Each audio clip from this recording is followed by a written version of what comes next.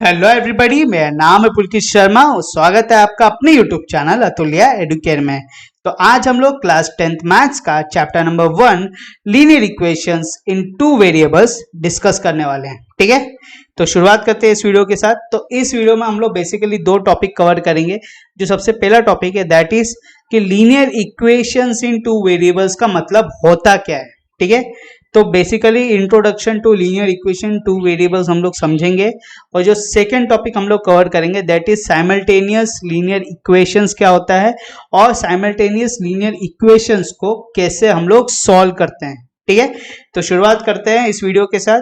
अब चैप्टर का नाम क्या है? Linear equations in two variables. तो सबसे पहले चैप्टर का मतलब हमें पता होना चाहिए।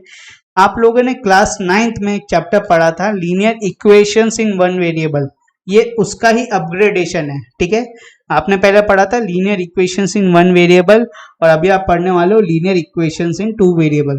जो सबसे पहले पढ़ा था उसको थोड़ा रिवाइज कर लेते हैं, क्लास 9th में जो पढ़ा था। ठीक है, फिर आपको ये वाला चैप्टर भी समझ में आएगा।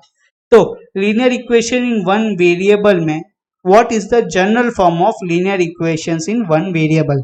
इसका मतलब कि लीनियर इक्वेशन वन वेरिएबल को हम लोग कैसे लिखते हैं, कैसे रिप्रेजेंट करते हैं। तो उसको लिखा जाता है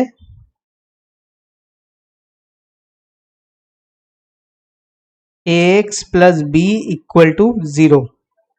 इस तरीके से लिखते हैं हम लोग linear equations in one variable को। ठीक है, जहां पे आपको 4-5 जो मैथमेटिकल टर्मिनोलॉजी है वो आपको पता होनी चाहिए।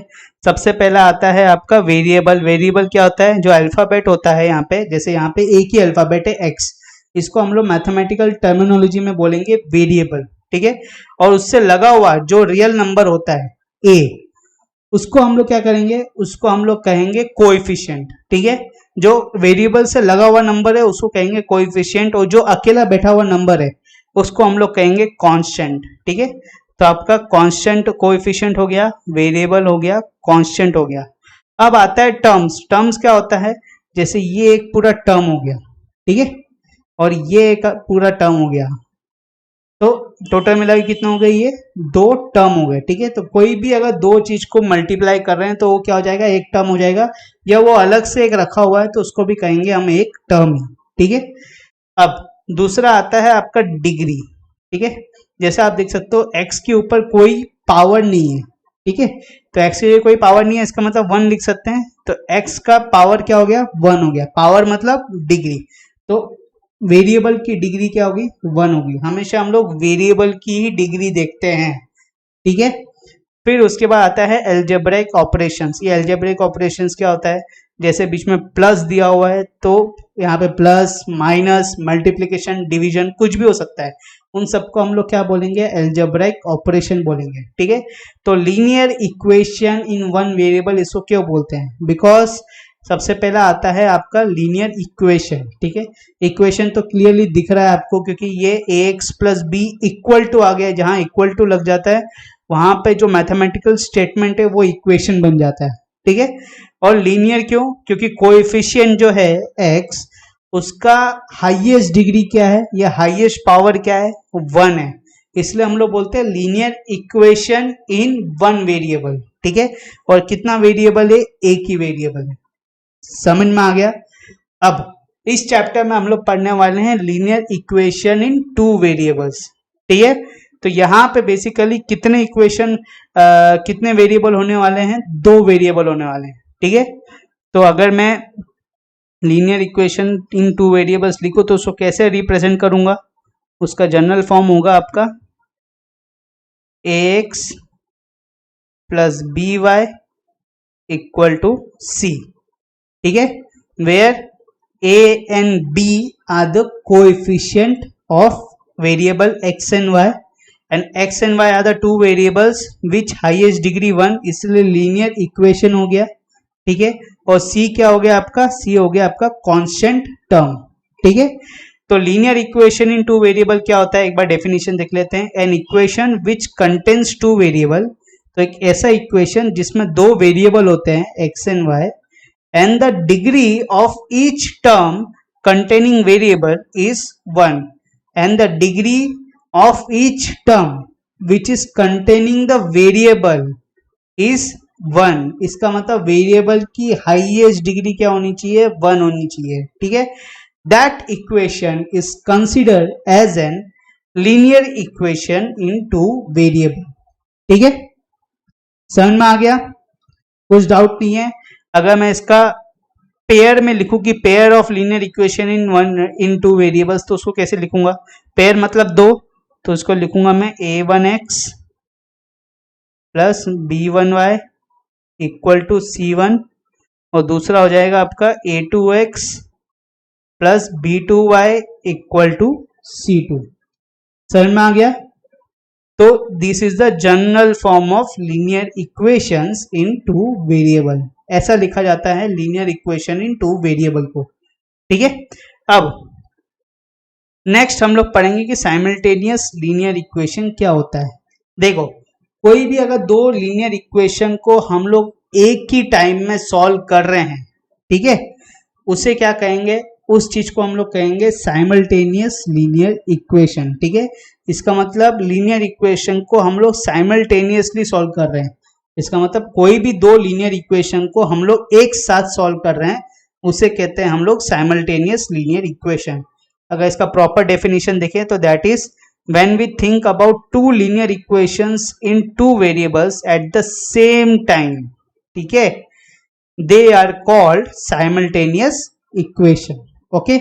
अब यहाँ पे एक एग्जांपल दिया है, सॉल्व द साइमल्टेनियस इक्वेशन। अब साइमल्टेनियस इक्वेशन को सॉल्व करने के दो तरीके हैं, एक है आपका सब्स्टिट्यूशन मेथड, एक है आपका एलिमिनेशन मेथड, ठीक है। सबसे पहले मैं आपको सब्स्टिट्यूशन मेथड समझाऊंगा और दूसरे में आपको एलिमिनेशन मेथड समझाऊंगा। मकसद क्या है इसका, इसका मकसद है कि आपको वेरिएबल्स की वैल्यू निकालनी है, मतलब x और y, कोई भी वेरिएबल दिया है, जैसे कि यहाँ पे x और y दिया है, तो यहाँ पे हमें x और y की वैल्यू निकालनी है, ठीक है। जहां पे हमें दोनों इक्वेशन को एक ही टाइम में सॉल्व करके वेरिएबल की वैल्यू निकालनी है, ठीक है। अब वेरिएबल की वैल्यू सबसे पहले हम लोग निकालेंगे सब्स्टिट्यूशन मेथड से, ठीक है। तो सब्स्टिट्यूशन, जैसे कि वर्ड आपको पता चल रहा है, तो वहां पे हम लोग क्या करेंगे, एक वेरिएबल को सब्स्टिट्यूट करेंगे दूसरे वेरिएबल में और दोनों का वैल्यू निकालेंगे, ठीक है। बहुत सिंपल तरीके से समझाया, आपको करके मैं बताता हूं तब आपको क्लियरली समझ में आएगा, ओके। तो यहां पे आपको दिया हुआ है सबसे पहला equation 5x minus 3y equal to 8, दूसरा दिया है 3x plus y equal to 2, ठीक है। अब मैं क्या करूंगा, जो सेकेंड इक्वेशन है उसमें मैं जो 3x है उसको इस साइड ले आऊंगा, ठीक है। जो पूरा इक्वेशन है उसको मैं y की वैल्यू में ले आऊंगा इन टर्म्स ऑफ x, तो जो y का वैल्यू आएगा वो कौन से टर्म में आएगा, वो x के टर्म में आएगा, ठीक है। तो यहाँ पे प्लस 3x इस साइड जाएगा तो माइनस हो जाएगा, तो that is y equal to 2 minus 3x, ठीक है। तो यहाँ पे आप देख सकते हो जो y का वैल्यू आया है वो x के टर्म में आया है, ठीक है। अब मैं क्या करूंगा, ये जो y का वैल्यू है इसको इक्वेशन 1 में सब्स्टिट्यूट कर दूंगा, ठीक है। तो आप लोग लिखोगे कि substituting the value of y in equation 1 we will get the value of x।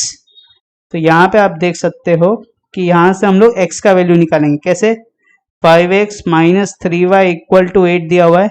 अब मैं क्या करूंगा, y की जगह 2 माइनस 3x लिखूंगा, तो 5x माइनस 3, यहाँ पे 2 माइनस 3x इक्वल टू 8, ठीक है। तो यहाँ पे 5x माइनस 3 टू जा 6 प्लस 9x इक्वल टू 8, ठीक है। तो यहाँ पे अगर आप माइनस 6 को इससे लेके हुए तो प्लस हो जाएगा, यहाँ पे 9 प्लस 5 विल बिकम 14, तो 14x इक्वल टू 8 प्लस 6, तो यहाँ पे 14x will be equal to 14, so that means x will be equal to 14 upon 14 which is equal to 1, ठीक है। तो यहाँ पे x की वैल्यू क्या आई है, हमें 1 आई है। अब क्या करेंगे, यहाँ पे x की वैल्यू तो मिल गई, तो दूसरा कौन सा वेरिएबल बचा, y, तो y को निकालेंगे। तो उसके लिए जो y की सेकेंड इक्वेशन है y equal to 2 minus 3x, यहाँ पे हम लोग x की वैल्यू सब्स्टिट्यूट कर देते हैं और यहाँ से हम लोग y निकाल लेंगे, ठीक है। तो यहाँ पे आप लिखोगे कि substituting the value of x equal to 1 in equation 2। क्यों का हम लोग सब्स्टिट्यूट कर रहे हैं? To get the value of y। ठीक है, तो यहाँ पे y will be equal to 2 minus 3 into 1, that is equal to 2 minus 3 which is equal to -1। ठीक है, तो यहाँ पे हमें y की वैल्यू आई है -1 और x की वैल्यू आई है +1। ठीक है, समझ में आ गया कि सब्स्टिट्यूशन मेथड से कैसे हम लोग दो वेरिएबल्स की वैल्यू निकालते हैं। अब यही चीज हम लोग करेंगे एलिमिनेशन मेथड के थ्रू। ठीक है, जैसे कि आपको वर्ड पता चल रहा है एलिमिनेशन। एलिमिनेशन मतलब क्या कि जो भी दो वेरिएबल दिए दोनों में से कोई एक वेरिएबल को हमें एलिमिनेट करना है, उससे एक जो बचा हुआ वेरिएबल होगा उसका वैल्यू निकालेंगे, फिर उस वेरिएबल का जो वैल्यू आएगा उसको हम लोग दूसरे वेरिएबल के वैल्यू में सब्स्टिट्यूट करके दूसरा वेरिएबल का वैल्यू निकाल लेंगे। ठीक है, अगर वर्डिंग से नहीं समझ में आया तो करके बताता हूं तभी समझ में आएगा। ओके, तो यहां पे मैं लिख लेता हूं इक्वेशन। क्या दिया है? 5x minus 3y equal to 8 और 3x plus y equal to 2। अब यहाँ पे दो इक्वेशन आपको दिए हैं, यहाँ पे हम लोग एलिमिनेशन मेथड के थ्रू x और y की वैल्यू निकालेंगे। ठीक है, जैसे कि वर्ड है एलिमिनेशन, तो यहाँ पे हमें दोनों में से कोई एक वेरिएबल को एलिमिनेट करना होगा। ओके, अब कौन से वेरिएबल को एलिमिनेट करेंगे आप लोग चूज कर सकते हो, आप बता तो नहीं सकते हो, मगर मेरे हिसाब से मैं देखता हूँ कि हम लोग y को एलिमिनेट करेंगे। ठीक है, अब अगर मेरे को y को एलिमिनेट करना है तो उसके लिए दोनों का कोएफिशिएंट सेम होना चाहिए और दोनों का जो साइन है वो अपोजिट होना चाहिए, तभी एलिमिनेट हो पाएगा। तो जैसे कि आप देख सकते हो यहाँ पे माइनस और प्लस है तो साइन तो अलग है, मगर यहाँ पे कोएफिशिएंट सेम नहीं है। यहाँ पे 3 है, यहाँ पे सिर्फ 1 है। ठीक है, तो मैं क्या करूंगा, जो सेकेंड इक्वेशन है उस पूरे को मैं 3 से मल्टीप्लाई कर दूंगा। ठीक है, अब आपका क्वेश्चन ये आता है कि सर हम लोग पूरे को क्यों कर रहे हैं, हम लोग सिर्फ y को क्यों नहीं कर सकते? देखो ऐसा नहीं कर सकते, क्यों?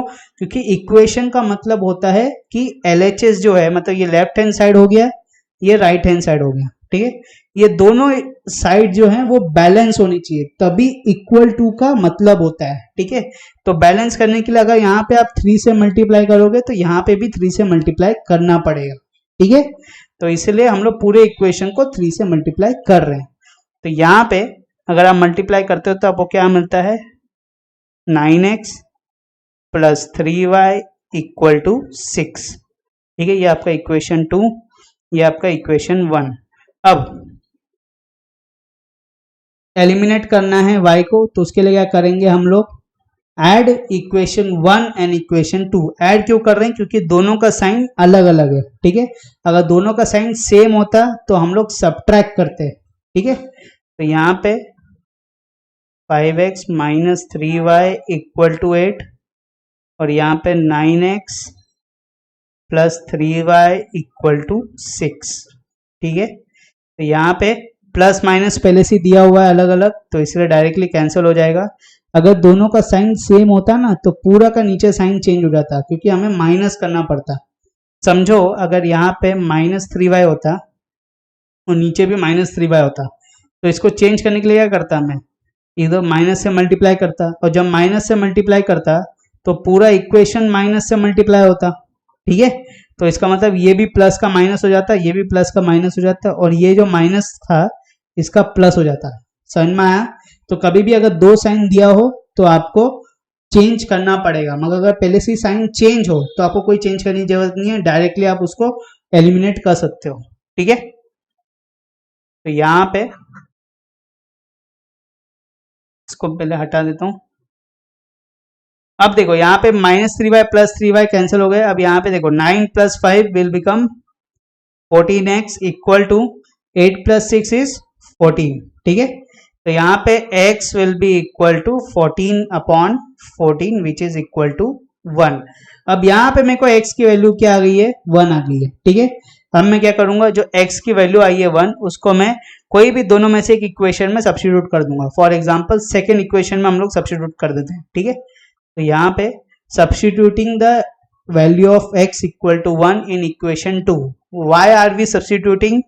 To get the value of y, ठीक है। तो यहाँ पे 3x plus y equal to 2 है, तो यहाँ पे x इक्वल टू 1 अगर सब्सटीट्यूट करेंगे तो that will be 3 into 1 plus y equal to 2, तो y will be equal to 2 minus 3, तो y will be equal to -1, ठीक है।